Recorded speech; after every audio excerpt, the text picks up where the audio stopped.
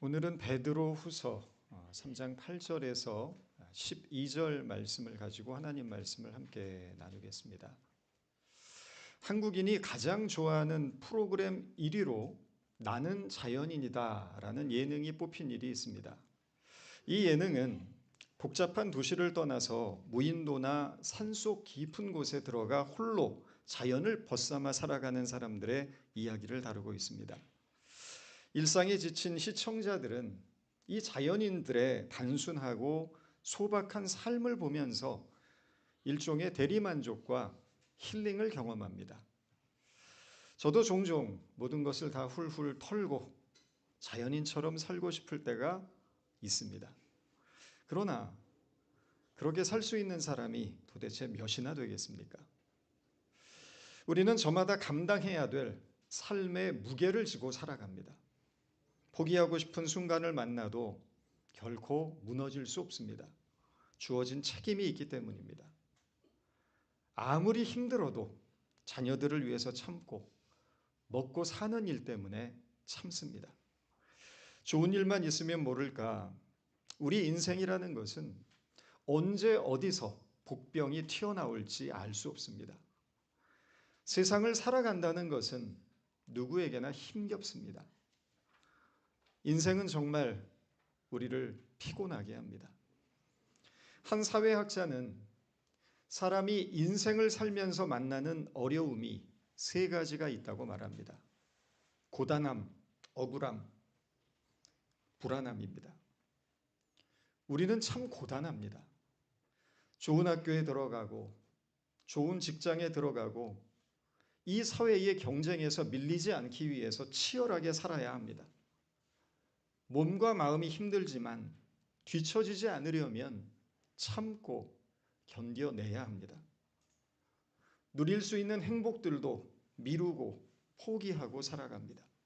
우리 모두는 그야말로 만성 피로가 누적되어 있습니다. 참고 견디며 열심히 살면 그에 따르는 정당한 보상이 주어져야 하는데 현실은 어떻습니까? 전혀 그렇지 않습니다.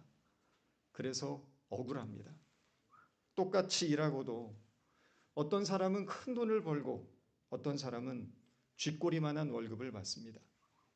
성실하게 살았지만 어떤 사람은 성공하고 어떤 사람은 실패합니다. 언제 무슨 일이 닥칠지 모르는 알 수 없는 미래 앞에서 불안감도 떨칠 수가 없습니다. 늘 초조하고 불안하게 삽니다. 생각 같아서는 이 더러운 세상 한번 제대로 뒤집혔으면 좋겠다. 이런 생각이 들 때도 없지 않습니다. 그렇다면 이런 세상에서 예수 그리스도의 복음은 어떻게 받아들여져야 할까요? 바울은 말합니다. 십자가의 말씀이 멸망할 자들에게는 어리석은 것이지만 구원을 받은 사람인 우리에게는 하나님의 능력이라. 이 고백이 지금 저와 여러분의 고백이 되고 있는지 묻고 싶습니다. 이 고단하고 억울하고 불안한 세상에서 우리는 십자가를 붙들고 살고 있는가요? 힘들 때일수록, 불안할수록, 앞이 보이지 않을수록 하나님의 자녀인 우리가 붙들어야 할 것이 있다면 그것은 그리스도의 십자가가 되어야 합니다. 십자가는 이 세상 사람들 보기에는 어리석은 것이지만 하나님의 자녀에게는 소망이 되고 능력이 있기 때문입니다. 초대교회 성도들에게 있어서 신앙을 갖는다는 것은 낭만이 아니었습니다. 정말 두려운 것이었습니다. 예수 그리스도를 믿는다는 그 이유 때문에 그들은 억울한 일을 당했고 시련을 겪어야만 했습니다. 심지어 믿음을 지키기 위해서 죽음조차 감수해야 했습니다. 초대교회 성도들이 이 고통스러운 시간을 견딜 수 있었던 이유는 한 가지였습니다. 예수께서 다시 오신다는 믿음 때문입니다. 사도행전 1장을 보면 제자들이 보는 앞에서 예수께서 하늘로 승천하실 때 천사가 말하기를 어찌하여 너희는 하늘을 쳐다보느냐? 너희 가운데서 하늘로 올려주신 이 예수는 너희가 본 그대로 다시 오시리라 라고 약속하는 장면이 나옵니다. 초대교회 성도들은 바로 이 약속, 예수께서 다시 오시겠다는 이 약속 하나를 믿고 살았습니다. 그래서 그들은 만날 때마다 마라나타라고 인사합니다. 마라나타는 주 예수여 오시옵소서라는 뜻을 가진 아람어입니다. 초대교회 성도들은 이 마라나타를 그들의 신앙 고백이자 간절한 기도로 삼았던 것입니다. 비록 지금 우리에게 핍박과 시련이 있으나 주님께서 다시 오시면 이 모든 억울함을 풀어주시고 참 자유와 구원을 주실 것임을 확신하는 마라나타의 믿음이 있었기에 그들은 견딜 수 있었던 것입니다. 그러나 다시 오시겠다고 약속하셨던 예수님의 재림은 일어나지 않았습니다. 성도들은 실망하기 시작합니다. 그런데 이런 상황에서 초대교회를 더욱 위태롭게 만드는 사건이 일어납니다. 교회 안에 거짓 교사들이 침투한 것입니다. 거짓 교사들은 자신들이야말로 구원에 이르는 완전한 지식을 가지고 있다고 주장했고 초대교회 많은 성도들이 그들의 가르침에 현혹되고 있었습니다. 일반적으로 사람들은 어떤 확신에 가득 찬 사람에게 이끌려가는 경향이 있습니다. 사람들은 본능적으로 불확실한 것을 싫어하기 때문입니다. 그래서 단호하게 말하고 행동하는 사람에게 매력을 느끼고 그들에게서 심리적인 안정감을 느낍니다. 실제 연구에서도 아무리 틀린 헛소리를 짓거리더라도 자신 있게 말하는 사람은 설득력이 3배 이상 높다고 합니다. 많은 사람들이 이단 사이비 종파에 빠지는 이유가 바로 이런 이유입니다. 이단 사이비 교주들을 보면 상식적으로 말도 안 되는 헛소리를 짓거리면서도 그것이 진리인 양 확신에 가득 차 있습니다. 그런데 사람들은 그 가르침에 빠져듭니다. 상식에 벗어나 있지만 확신 있는 그 가르침이 마치 정답처럼 느껴지기 때문입니다. 불안함과 두려움 속에 살아가는 사람들일수록 누군가 확고한 어떤 길을 제시하게 되면 그 길을 따라 걷고 싶은 마음이 듭니다. 바로 여기에 함정이 있습니다. 거짓 선지자들의 특징은 고민하고 주저하고 갈등할 만한 여지를 주지 않습니다. 주저하지 말고 의심하지 말고 그냥 믿으라고 말합니다. 오직 확신만을 강요하는 것입니다.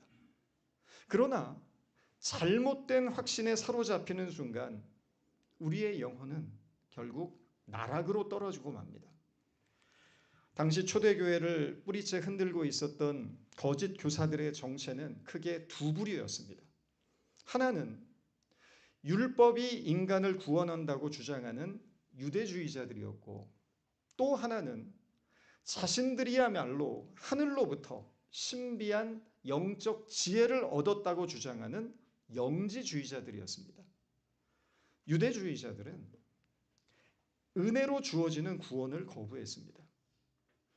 그들은 다시 율법으로 돌아가야 하고 율법을 통해서 구원받을 수 있다고 주장합니다. 그들에게는 하나님을 예배하는 일보다 손 닦는 일이 더 중요했습니다. 이웃을 사랑하는 일보다 율법에서 금하는 돼지고기를 안 먹는 일이 더 중요했습니다. 이것은 아무런 조건 없이 베푸시는 하나님의 사랑과 구원의 은총을 무력화시키는 어리석은 가르침이었습니다. 영지주의자들은 인간의 육체는 악하고 예수님은 인간의 몸을 입고 이 땅에 오시지 않았다고 가르쳤습니다. 이것은 성육신을 거부하는 것이고 십자가에서 자기의 생명을 우리에게 내주시며 피 흘려 죽으신 예수 그리스도의 대속의 사건도 부정하는 것이었습니다. 재림을 약속하셨던 예수님은 오지 않으시고 외부적으로는 로마 제국의 박해, 내부적으로는 유대주의자들과 영지주의자들로 인해 혼란을 겪고 있는 상황 속에서 속설없이 흔들리고 있는 성도들의 마음을 붙들어주기 위하여 기록한 책이 바로 오늘 우리가 읽은 베드로 후서입니다. 베드로는 예수님의 재림이 늦어지는 것은 하나님께서 죄인들이 자기의 죄로부터 돌이킬 수 있도록 제공하신 유예의 기간이라고 말합니다. 말씀을 한번 읽어보겠습니다. 이 한 가지만은 잊지 마십시오. 주님께는 하루가 1000년 같고 1000년이 하루 같습니다. 어떤 이들이 생각하는 것과 같이 주님께서는 약속을 더디 지키시는 것이 아닙니다. 도리어 여러분을 위하여 오래 참고 계시는 것입니다. 하나님께서는 아무도 멸망하지 않고 모두 회개하는 데에 이르기를 바라십니다. 베드로는 지금 예수님은 재림하지 않으시는 것이 아니고 사랑 그 자체이신 하나님께서 죄인된 여러분이 돌이키기를 바라며 인내하고 오래 참고 계실 뿐이라고 말하고 있습니다. 말세론을 주장하는 목사들의 설교를 들어보신 적이 있으신지 모르겠습니다.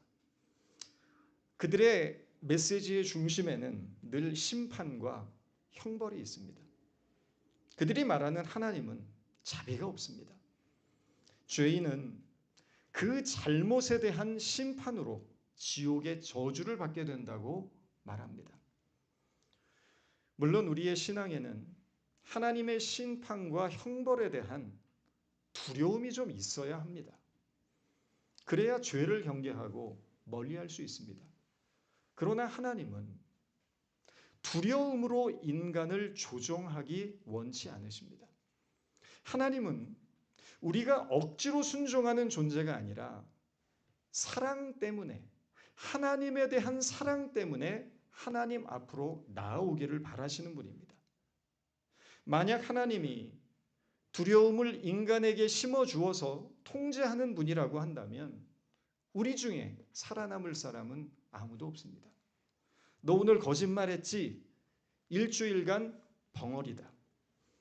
너 오늘 주일 예배 빼먹고 놀러 갔지? 다리를 분질러 주마. 너 나쁜 생각했지? 두통으로 고통받게 하겠다. 생각만 해도 너무나 끔찍합니다. 두려움이라는 것은 잠시 동안은 사람을 통제할 수 있습니다. 그러나 그 존재 자체를 변화시키지는 못합니다. 요한일서 4장 18절입니다. 사랑에는 두려움이 없습니다. 완전한 사랑은 두려움을 내어쫓습니다. 두려움에는 형벌이 있습니다. 두려워하는 사람은 아직 사랑을 완성하지 못한 사람입니다. 하나님은 우리가 심판을 두려워하는 종이 되는 것이 아니라 하나님의 사랑과 은혜를 깨달아 순종하는 자녀가 되기를 원하십니다. 하나님이 정말 원하시는 것은 우리가 하나님의 사랑 안에서 새로운 존재로 거듭나는 일입니다. 새로운 존재라는 것은 다른 것이 아닙니다. 우리 속에 숨겨진 하나님의 형상, 즉 이마고 데이를 회복하여서 하나님의 사람으로 살아가는 것입니다. 하나님을 진심으로 사랑하고 마음을 다해 이웃을 복되게 하는 사람입니다. 자신의 한계를 분명히 깨닫고 늘 하나님의 마음에 자기 마음을 붙들어 매여 살아가는 사람, 형제의 아픔을 함께 아파하고 그들의 고통을 함께 나눌 줄 아는 사람입니다. 베드로는 결국 주님의 날이 도둑처럼 올 것이라고 말하면서 우리에게 이렇게 묻습니다. 11절입니다. 주님의 날은 도둑같이 올 것입니다. 그리고 이어서 이런 말을 합니다. 그러면 여러분은 어떠한 사람이 되어야 하겠습니까? 베드로의 이 질문은 주님이 언제 오실까에 초점이 맞춰져 있지 않습니다. 주님이 오실 때까지 나는 어떻게 살아가야 하는가라는 존재에 대한 물음입니다. 신앙은 깊고 진지했지만 살아가는 방식이 달랐던 삼형제가 있었습니다. 어느 날 하나님은 천사에게 이 삼형제 가운데 과연 어떤 사람이 하나님 앞에서 합당한 삶을 살고 있는지 알아오라고 명령합니다. 천사가 삼형제를 찾아갔을 때 첫째는 수도사였습니다. 그는 세상의 유혹을 피하려고 수도원으로 들어갔고 매일 금식하며 경건한 규칙을 지키는 것에 인생을 바치고 있었습니다. 둘째는 부자였습니다. 그는 열심히 일했고 많은 돈을 벌었으며 사회적으로 큰 성공을 거둔 유명 인사가 되어 있었습니다. 셋째는 농부였습니다. 그는 평범하게 농사를 지면서 가족을 돌봤고 바쁜 중에도 병든 이웃의 밭을 대신 갈아주고 배고픈 사람들에게 자신의 먹을 것을 나누어 주었습니다. 천사가 돌아와서 하나님께 보고합니다. 주여, 셋째는 위대한 수도자도 성공한 부자도 아니었지만 그의 하루는 사랑으로 가득 차 있었습니다. 하나님이 찾으시는 사람은 특별한 능력이나 지식을 가진 사람이 아닙니다. 성공하고 위대한 업적을 남긴 사람이 아닙니다. 오늘 하루를 하나님의 뜻대로 그의 사랑 안에서 살고자 애쓰는 사람입니다. 주님의 날이 도둑같이 올지라도 그날을 두려움으로 맞이하지 않고 평안으로 맞이할 수 있는 사람은 사랑으로 깨어있는 사람입니다. 사탄은 언제나 우리를 두려움과 미움, 분노, 자만, 인색함으로 살아가게 합니다. 그러나 그리스도의 사랑 안에 깨어있는 사람은 겸손, 자비, 나눔, 공감, 섬김으로 이웃을 복되게 하는 마음으로 살아갑니다. 사랑으로 깨어있는 사람은 어떤 시험을 만나도 하나님을 신뢰하며 두려워하지 않습니다. 사랑 안에는 두려움이 없기 때문입니다. 그는 모든 상황 속에서 평안함으로 하나님을 바라보며 소망하는 사람입니다. 베드로는 말합니다. 여러분은 거룩한 행실과 경건한 삶 속에서 하나님의 날이 오기를 기다리고 그 날을 앞당기도록 하여야 하지 않겠습니까? 하나님의 날이 오기를 기다리는 사람은 거룩한 행실과 경건한 삶을 추구해야 합니다. 그것은 두려움 속에서 움츠려드는 삶이 아니라 사랑과 소망 안에서 오늘을 충실하게 살아가는 삶입니다. 거룩함이란 완벽함이 아니고 마음의 방향이 언제나 주님께로 향해 있는 상태입니다. 경건함이라는 것은 세상과 단절된 고립이 아니라 하나님의 마음으로 세상을 바라보는 마음의 태도입니다. 독일의 신학자 본 회퍼가 감옥에서 이런 글을 썼습니다. 거룩한 사람은 세상을 떠난 사람이 아니고 하나님과 세상 사이에 틈을 메꾸는 사람이다. 그는 고통 속에서도 세상을 미워하지 않고 오히려 사랑으로 품으려는 사람이 진정한 경건자라고 말합니다. 여전히 어떤 사람들은 마지막 재림의 그날이 언제인지를 숫자로 계산하고 있는 것을 봅니다. 저는 도대체 그 날짜를 알아서 뭐 하려는지 모르겠습니다. 우리가 하나님의 날을 기다린다는 것의 의미는 단순히 종말의 때를 계산하는 것이 아닙니다. 우리에게 주어진 오늘을 하나님 앞에서 합당하게 살아가는 일입니다. 우리의 하루가 그날을 준비하는 예배가 되고 우리의 모든 선택과 말과 행실이 새 하늘과 새 땅을 이루어가는 도구가 되기를 바랍니다.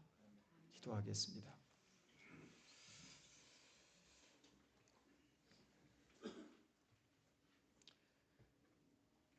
말씀 가운데 우리가 어떤 사람이 되어야 하는지를 다시 깨닫게 하시니 감사합니다. 주님이 언제 오실까가 아니라 주님이 오실 때 나는 어떤 모습으로 주님을 맞이할 것인가를 늘 스스로에게 질문하여 나의 삶을 돌아보고 거룩한 행실과 경건한 삶으로 하나님의 때를 기다리는 우리 모두가 되도록 도와주옵소서. 예수님의 이름으로 기도드렸습니다.